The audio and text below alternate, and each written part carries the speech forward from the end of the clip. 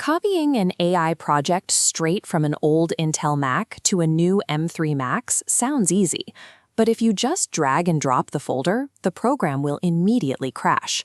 The underlying CPU architecture is completely different, and the compiled binaries simply will not run. Looking at this device topology map, we have the old Intel Mac on the left. This acts as the controller. On the right is the M3 Max, our heavy-duty inference target, where the actual processing happens. Up top is an iPhone. The iPhone is not for writing code. It maintains a restricted emergency connection via Tailscale, strictly for network management if we lose access to the primary machines. Between the two Macs, traffic routes exclusively through a Tailscale private network, directly into SSH port 22. There is absolutely no exposure to the public internet. When you open VS Code Remote SSH on the Intel machine, it is easy to forget where the work is actually happening. The interface renders on your old Mac, but all the files, code, and Python processes physically reside on the M3's memory and drive.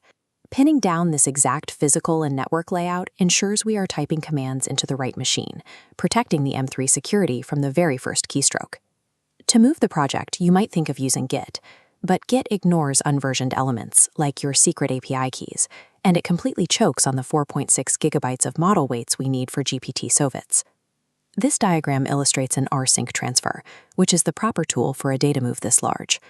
Before moving a single byte, we run it with the -n parameter to execute a dry run and preview exactly what will be transferred. We want to explicitly include the source code, the .env.example template, and the 4.6 gigabyte models.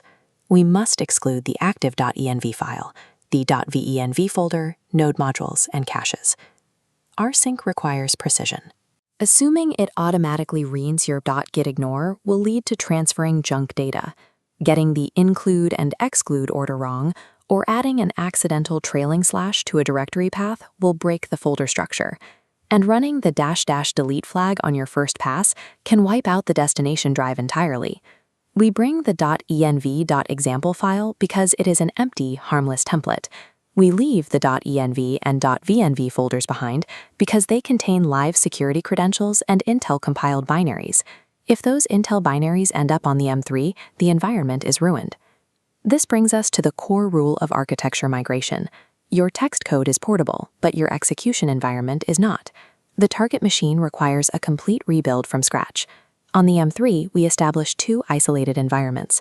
First, a native Python 3.12 virtual environment for the AI reader application. Second, a Python 3.11 ARM64 miniforge environment specifically for GPT-SoVITS. We explicitly avoid running Conda init to keep the Mac's global shell perfectly clean. Similarly, if you try to execute the old FFmpeg utility from the Intel machine, it will fail. You have to map the project directly to the new Apple Silicon native path for FFmpeg. When rebuilding the Python dependencies, you encounter two formats. This visualization compares them. A wheel is a pre-packaged, ready-to-run binary. An sdist, or source distribution, is the raw C++ code that your M3 must compile locally during installation. Checking our installation audit, we successfully compiled 3 sdists and installed 105 wheels. Exactly 0 x86-64 packages slipped through. The Rosetta translation layer remains entirely inactive. By forcing a strict native ARM64 rebuild, we bypass the heavy performance penalties of Rosetta translation. The project now has direct, unhindered access to the M3's computational power. Moving the files and installing dependencies is only the setup. To confirm the migration is structurally sound, we run this 4-layer verification audit. First, we run a git status check to verify the source code wasn't accidentally modified during the transfer. Second, we manually inspect the .env configuration to ensure no permissions were improperly escalated on the new machine. For layer 3, we compute the SHA-256 hash, a unique cryptographic digital fingerprint for the GPT, SoVITS, and BERT models. The hashes matched perfectly across both machines, proving bit-for-bit integrity of the entire 4.6 gigabyte asset without having to re-download it. Layer 4 is the functional test. We execute CPU inference using the transferred weights.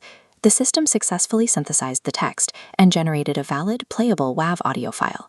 Generating that WAV file means Stage 4C is officially complete. Everything up to this point is stable, offline, and secure. Stage 5 is the final hurdle. This requires activating the API v2 script on port 9880. This API operates without authentication and possesses high-level control interfaces that can swap out model weights or shut down the backend entirely. Pinning down the mathematical and functional proof of our local environment isolates these risks. We know the core engine works perfectly, giving us a secure, sterile foundation to tackle that vulnerable API integration in the next phase.